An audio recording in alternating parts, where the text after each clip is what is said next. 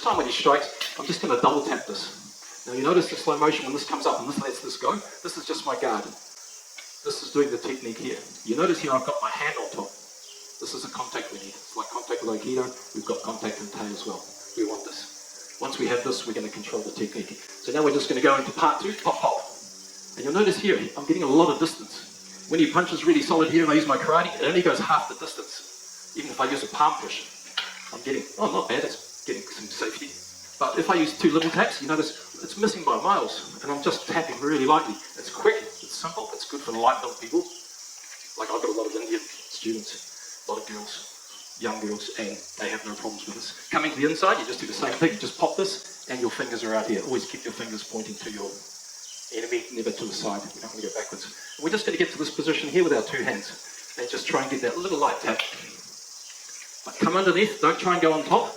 You'll get stuck because now you've cut yourself off. You need to be under here. So what we're going to do now is we're going to look at the balance taking, if you like, but we're going to use the Jitsu aspect. Now we use 3 basic core principles in our Jiu-Jitsu. Isolate the threat, take the balance, destroy foundation. With Aikido, we tend to play with the same sort of idea. Isolate the threat, take the balance. And then we can tap out, do whatever you want to do. Now Jitsu, of course, foundation is key. So now when my striker comes in here, I'm going to do the same double. I'm going to step through, I've isolated the threat, I haven't taken the balance.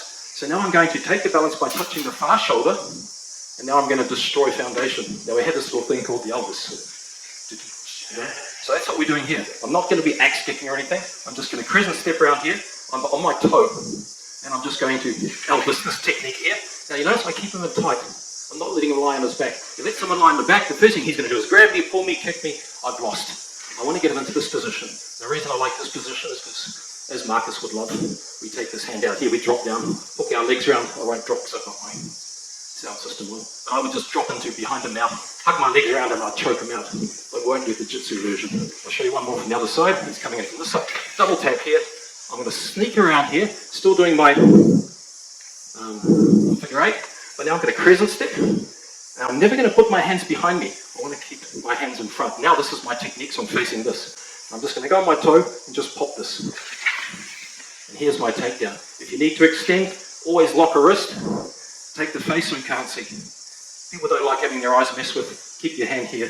He might try and grab my uniform, that's fine. If he does, I'll just kneel on the floating ribs through the kidneys. They don't like this. And put some compression on here as well. It's always fun.